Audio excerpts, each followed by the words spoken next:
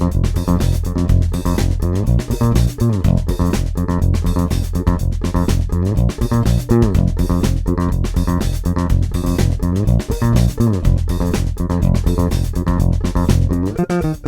guys, this is Dan here. I hope you're doing well. I'm going to show you how to play this incredible bass line, played by Bernard Edwards, Dance, Dance, Dance by Chic. Done a couple of lessons on him before, so I'll put links to that, but we're using the chucking technique here, so I'm going to start off with that. What is chucking?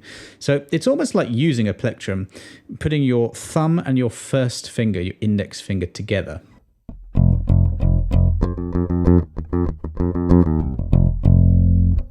And just playing as if you did have a plectrum. So thumb, first finger together.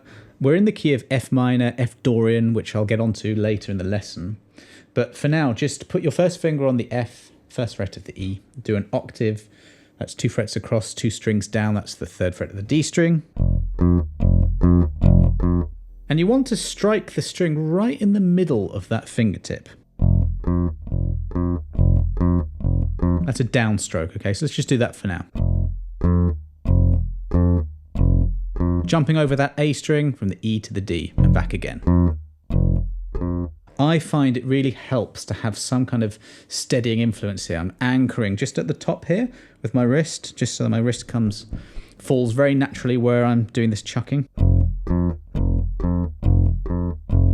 Whilst we're talking about muting, I'm just backing my first finger against the A string and the G string so that those are muted. A little bit of the little finger as well is touching that G. Note length is incredibly important here. Don't keep your first and little fingers down. You'd get this. Which we don't want. We want this.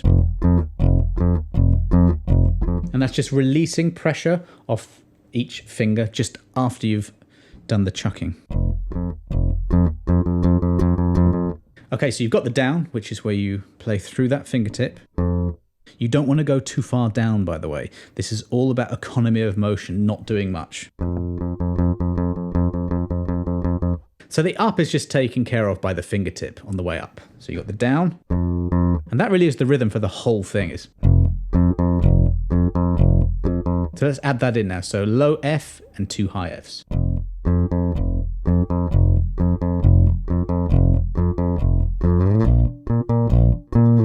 Now it's 6 beats of the F, so you're going 1, 2, 3, 4, 1, 2, and then sliding up to the B flat on the 6th fret of the E string. I'll show you.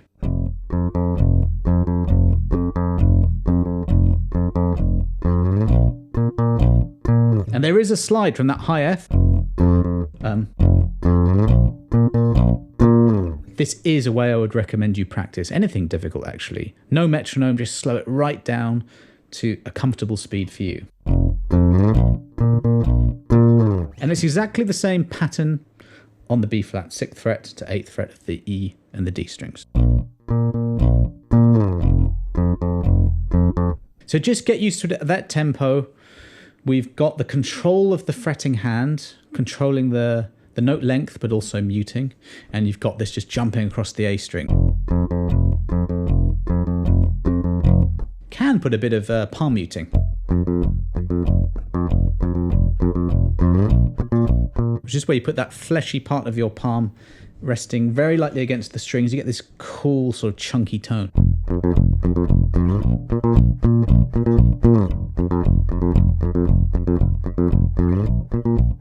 Okay, it just basically does that forever.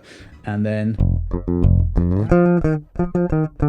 this, I think, is the hardest bit. We're going from the F at the 1st fret to this little hook fill that comes throughout the tune. Let me show you that first. So we've got F, E flat and D on the 10th, 8th and 7th frets of the G string. We've got a down and an up. And then I'm pretty sure that's what he's doing. A down up on the D and then a hammer onto the E flat on the 8th fret. Now watch this hand. On that last up, I'm continuing to then get ready for the down on the E string. And this just has to make an almighty leap from up here to there. That's quite hard. The way I would practice something like this is like this.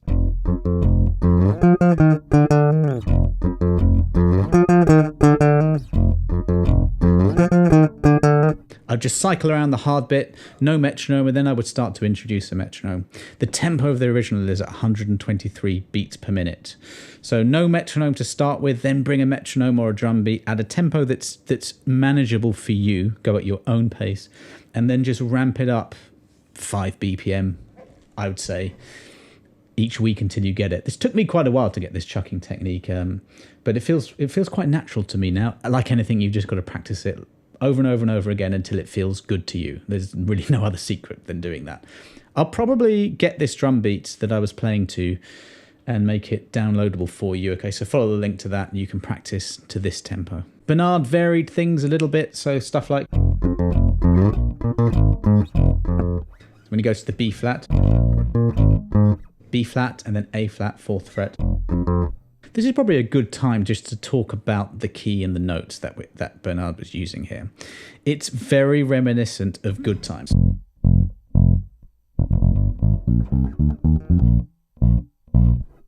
Which is just a Dorian mode. Okay, you have to know that if you like funk music.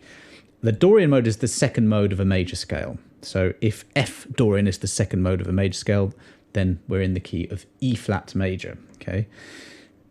So all it means to be a mode of something is like if E flat major is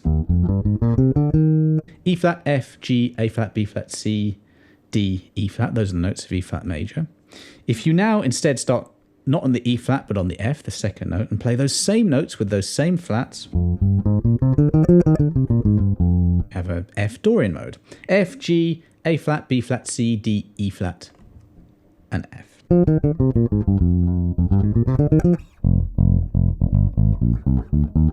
And it is really the sound of funk.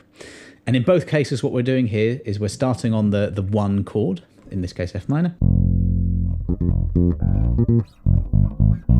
and going to the major chord, which is the chord on the 4 chord. And this happens so much in funk, okay? You could say it's a 2-5 in the key of E flat as well, E flat major. You get the same result. So what I would do is I would suggest that you learn the mode in a variety of different positions.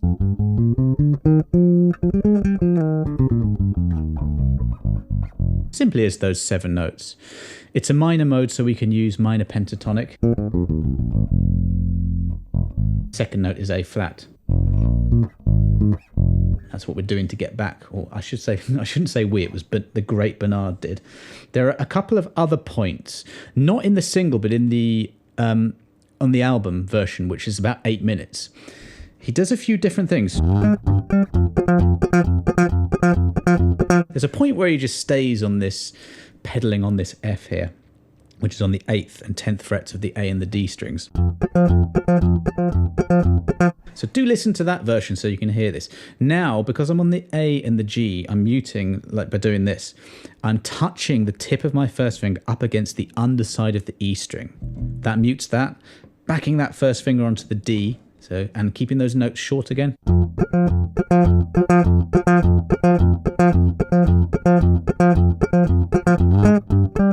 Stuff like that. So that's just F, G, A flat. First 3 notes of this Dorian mode in reverse.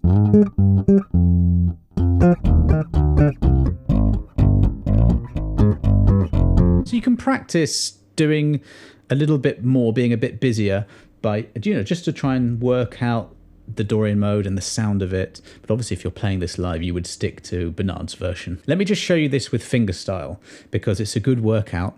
Another sort of fairly difficult thing.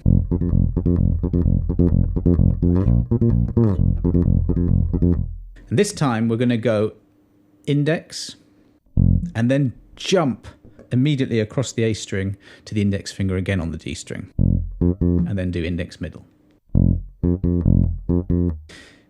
When your middle finger plucks, you can immediately have your index finger back onto the E string. This is the basis of any technique, anything that's hard to do. You've got to have like a finger that's one step in the future. This hand's doing exactly the same as if you were chucking.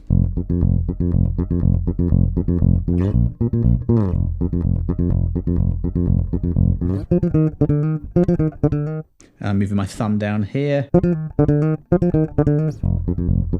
I find it much easier to play this fingerstyle than I do chucking. It's just a really good way to play that bass line as well, just to practice doing that. And the Dorian stuff you can practice as well.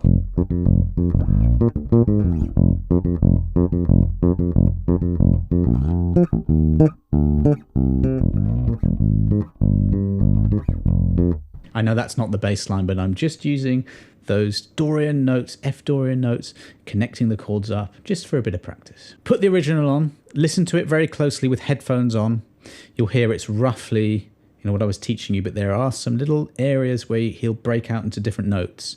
Use the knowledge that you now have that is F Dorian with those notes that you now know, and fill in the gaps. Use your own ear to decipher this, and that's what you should really try and get into the habit of doing for all songs that you like. Okay, get your ear tuned in. Hopefully, if you hear something else that sounds quite funky, you might go, "Oh, Dorian, is it Dorian? Play Dorian over the tune." Yeah, that seems to work, and that's enhanced your knowledge a bit that way. So, if you did like this lesson, you got something from it, do consider subscribing, because I do 2 lessons like this every week, and I like to do that. I like to break down songs just to show you some of the patterns, also get your ear around some of the theory and the harmony, and also obviously the technique. Something like this, you've got chucking, which is really, you don't hear many players do it these days, but I think you should, because it's fantastic. If you have any questions whatsoever, do let me know. Otherwise, I'll see you next time.